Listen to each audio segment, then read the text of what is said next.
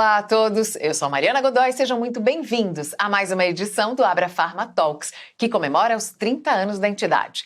O canal oficial da Abrafarma e do Varejo Farmacêutico Nacional está na segunda temporada, dividindo com todos vocês histórias de sucesso que mudaram os rumos das farmácias brasileiras. Hoje nós temos a satisfação de estar com o representante de uma das famílias que fizeram e que fazem a diferença no setor. Estamos recebendo aqui no estúdio o Marcelo Cansado, diretor administrativo da Drogal, que é uma verdadeira potência do mercado farmacêutico no interior de São Paulo. Marcelo, inclusive, é um ativo apoiador da Abrafarma e integra o conselho diretivo da entidade. Seja muito bem-vindo, Marcelo. Obrigado, Mariana. Prazer estar aqui com você. Marcelo, a gente obrigatoriamente tem que começar essa nossa entrevista citando o nome do Ciro Lopes Cansado. Seu avô, né? Meu avô. É um verdadeiro desbravador desse Sim. mercado. Chegou à cidade de Piracicaba, na época devia ser uma pacata cidade, e que Sim. hoje é uma referência no interior paulista. Com certeza, Mariana. Eu, infelizmente, a gente falava agora há pouco, eu não tive a felicidade de conhecê-lo. Mas foi um batalhador, né? Veio de Minas Gerais, na cidade de Pitangui, onde ele nasceu, o pai dele. E ele já trabalhava com indústria farmacêutica, que na época era muito diferente. Então ele propagava algumas indústrias e gostou muito de Piracicaba. E lá se estabeleceu, casou-se com minha avó e formou a família. E de lá começou, em 1935, a Farmácia do Povo, né? Começou o negócio, era na casa dele, na verdade, a Farmácia do Povo na frente e a casa no fundo. Então minha avó também trabalhava. Meu pai, que depois veio na sequência, cresceu dentro da farmácia, né? Então era muito conhecido, né? Seu Ciro, e a dona Didi, que era o apelido da minha avó, era Irani, mas o apelido era Didi. Então tinha um bolo famosíssimo que ela fazia, então muitas vezes as pessoas iam na farmácia, mais para comer o bolo da Didi. Se tomasse uma injeção pelas mãos do seu Ciro, ganhava um bolo da dona Didi. Exatamente. Isso é muito legal. Então, era uma história muito legal.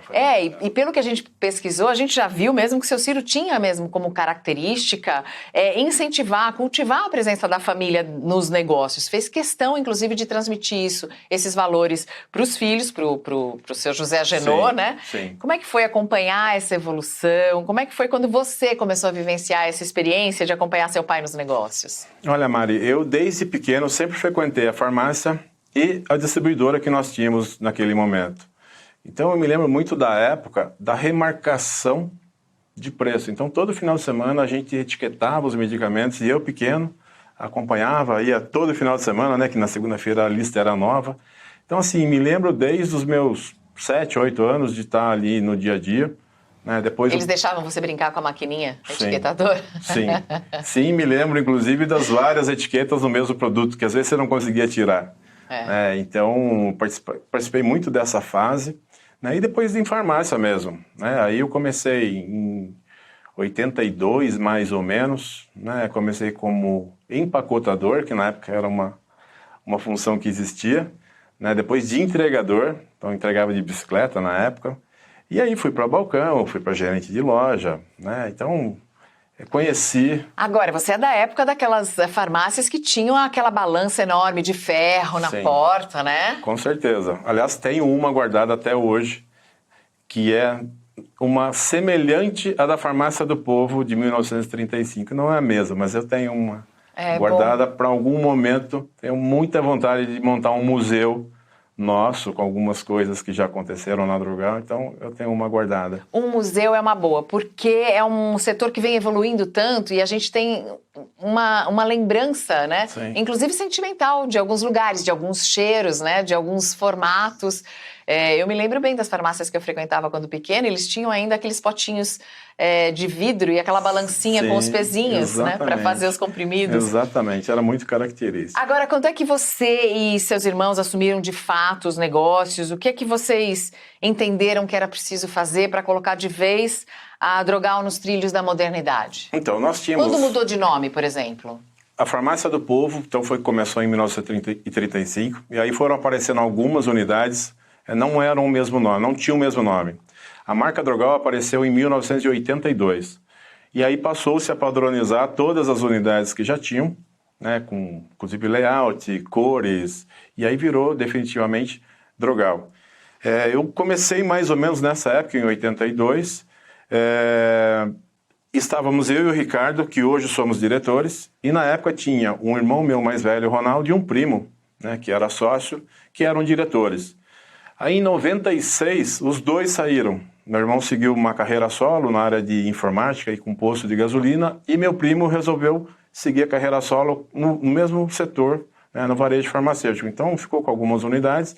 E aí eu e o Ricardo, eu na época estava como gerente de RH e o Ricardo na área comercial, assumimos o negócio, né? Meu pai ainda era ativo, meu pai trabalhou com a gente ali diariamente até mais ou menos 2000, 2001, aí ele acabou tendo alguns problemas de coração, fez uma cirurgia grande, aí ele começou a tirar um pouco o pé, mas ainda assim participou por muito tempo. Então de 96 para cá, eu e o Ricardo, que é meu irmão mais novo, e o Roberto, que era um outro primo também, demos continuidade.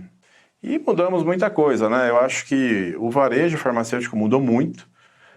A gente tem um trabalho muito forte a partir de 2008 para cá. Então, a gente vivenciou aí 12 anos, né, assim, estruturando a empresa, conhecendo, né, um pouco mais, até pela pouca idade, talvez, que tínhamos na época.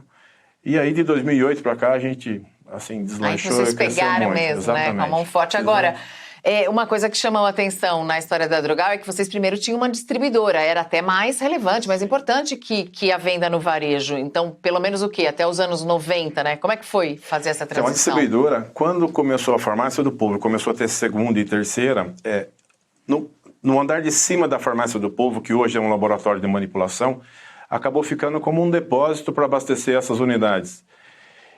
E naquele momento tinha algumas outras farmácias de Piracicaba e região que também passou a ser abastecida por esse depósito nosso. Então criou-se na época a distribuidora Alfa, que era um outro negócio, que virou realmente, era o atacado, que abastecia a Drogal e também outras farmácias. E a distribuidora tornou-se bem maior do que o varejo, né? Então assim, tínhamos algumas lojas, mas o maior negócio nosso era o atacado, era a distribuidora.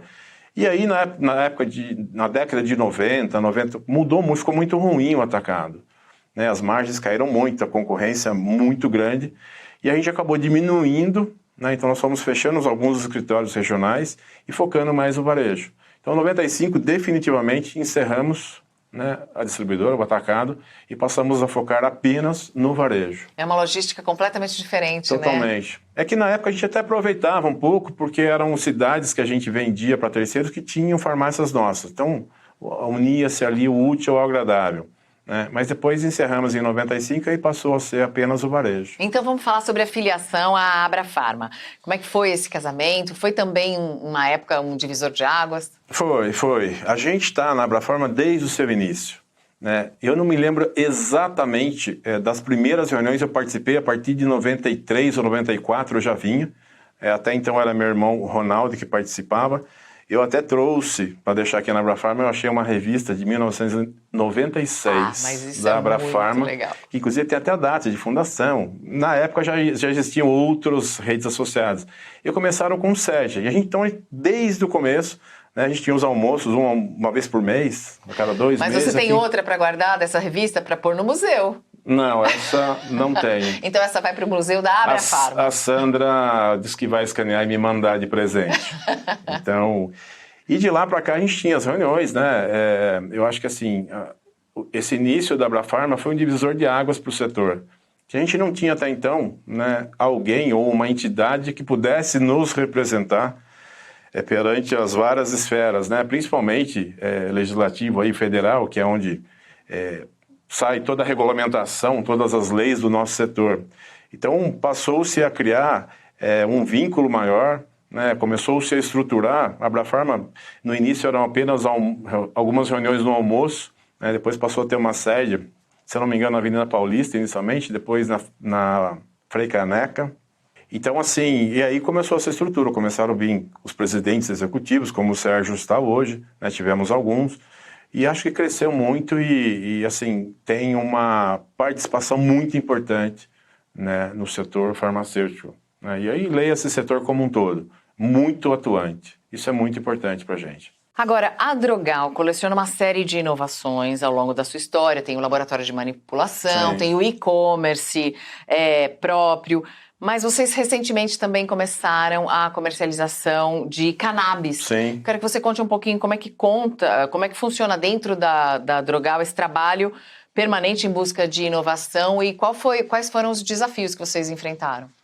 Olha, Mariana, eu acho que o varejo hoje mudou muito. Eu brinco que cada dia é um dia diferente, né? E acho que cada dia a gente tem que trazer uma proposta diferente para o nosso consumidor, né? Eu sempre brinco que o medicamento é o mesmo em todo lugar. Todas as farmácias vendem o mesmo. A doença também que dão às pessoas. Então, assim, a gente tem que procurar se diferenciar. Então, o atendimento, né, eu acho que é o primeiro passo que a gente trabalha muito forte, né, essa questão do atendimento diferenciado. E aí a questão de mix de produtos, né? Nós temos um atendimento farmacêutico que nós chamamos de momento drogal, momento farmacêutico, que é onde a gente tem o nosso farmacêutico fazendo um atendimento diferenciado para o nosso cliente, né? Nós temos e-commerce, como você falou, nós temos o delivery, né? E a gente, né, a questão do cannabis, que é algo que no início estava muito acanhado, né? O preço também do produto é relativamente restritivo, não é para muitos, mas hoje a gente já percebe, né, um aumento de demanda. Eu acho que realmente é um produto que faz a diferença para quem tem, né, esse tipo de problema, e tem mudado muito. Sim, é um princípio ativo que você encontra e pode encontrar em outros remédios, mais até industrializados, mas desde o óleo até a pomada, um unguento. Você vê em outros países as pessoas usando, não tem nada a ver com droga, com ficar absolutamente. alto, nada a ver, é um preconceito, é burrice, né? Sim. Esse preconceito é burrice. Quanto tempo, né, já poderíamos... já tínhamos antigamente, mas era todos, acho que através de medida judicial, alguma coisa, ou importação própria, né, desse produto.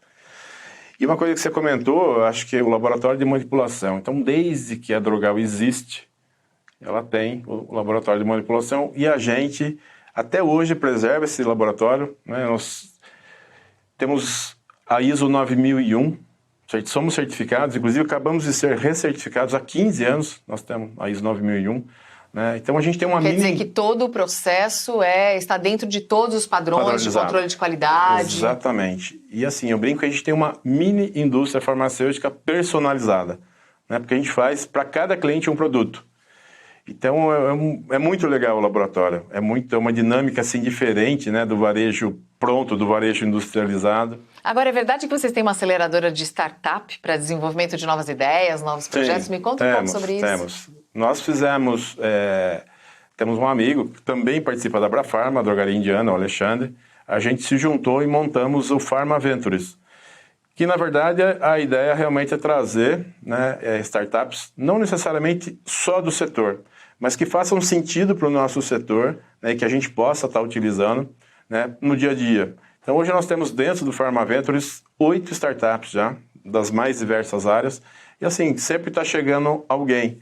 Então foi uma maneira da gente juntos, né, poder acelerar essa questão da inovação, porque muitas vezes sozinho fica difícil. Você tem que criar uma área de inovação, você tem que ter uma estrutura muito grande. Me fala o que faz uma dessas startups, assim, uma ideia nova que vocês estão apoiando. Uma delas, a leitura facial.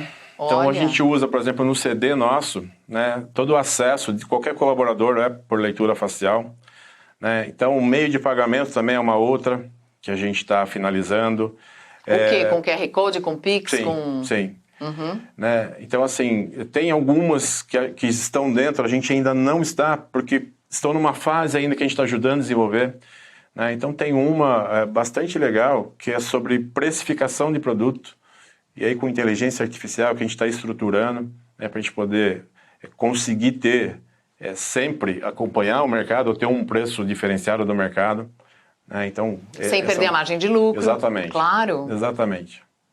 Então, assim, das mais diversas áreas, e isso ajuda, né, tendo mais de uma empresa junto, para que a gente possa sempre estar, né, inovando, trazendo. Agora, vocês cresceram bastante apostando em uma só região do país. Quais são as lições que você acredita que o interior de São Paulo tem para dar para o setor farmacêutico? Como é que essas lições também podem ajudar para o futuro do setor? Olha, Mariana, eu acho que o interior é fantástico. Ah, eu sei, eu sou de lá. O interior de São Paulo tem um PIB maior do que vários países, né? As cidades, eu acho que há algum tempo, né, as indústrias estão preferindo cidades menores, cidades do interior, então está descentralizando. Acho que antes tinha muito São Paulo, a região de São Paulo ali. Está indo muita gente para o interior, né? O agronegócio hoje é muito forte. A gente tem Piracicaba, por exemplo, onde é a nossa sede, nós temos a Agtech, que é uma aceleradora de startups e é o maior núcleo de startups voltado ao agronegócio do Brasil. Hoje nós estamos em 96 municípios, né? Temos mais 4 novos municípios aí em breve que a gente vai estar abrindo lojas. Então o interior é muito rico, tem muita oportunidade. Fora que é lindo. Também, sou suspeito para falar. Então assim, a gente realmente aposta, nós estamos muito próximos a Minas Gerais, né? Muitas pessoas nos perguntam, indústria, vocês têm intenção? Hoje não, mas talvez em algum momento sim, pela proximidade ali. Mas o interior ainda tem bastante A oferecer. a oferecer. E o futuro? Vamos falar do futuro do setor farmacêutico. Como é que você enxerga o varejo farmacêutico daqui a 30 anos? 30 anos? 30, porque a Abrafarma completou 30 anos, então agora a gente vai projetar os próximos 30. Se a gente for pensar nas mudanças que aconteceram de 2015 ou 2016 para cá, eu diria que vai estar muito diferente.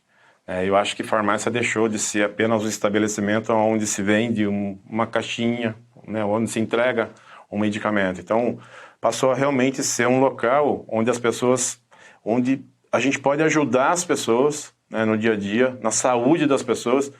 Hoje as pessoas estão muito mais preocupadas com a saúde, principalmente agora depois do Covid, né, dos 2 anos aí. A gente pode ajudar nessa manutenção da saúde. E assim, acho que virou realmente as farmácias um hub de saúde, né? Daqui a pouco você faz, hoje já tem, né, um exame com uma simples gota de sangue, e você faz um hemograma, você faz uma série de exames, né, que você demoraria um tempo para fazer um laboratório. Muitas vezes, quem não tem condição, não tem um plano de saúde, não consegue fazer no SUS. Então você vai numa farmácia, um custo super acessível, né, e já sai com o resultado na hora ali, laudado por um médico, né, ou por um bioquímico.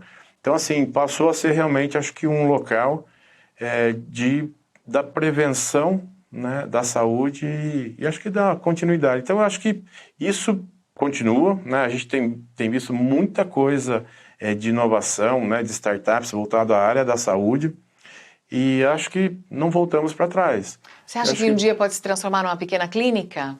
Eu acho. Né? A gente fala muito da telemedicina ou da telesaúde, que até está em discussão.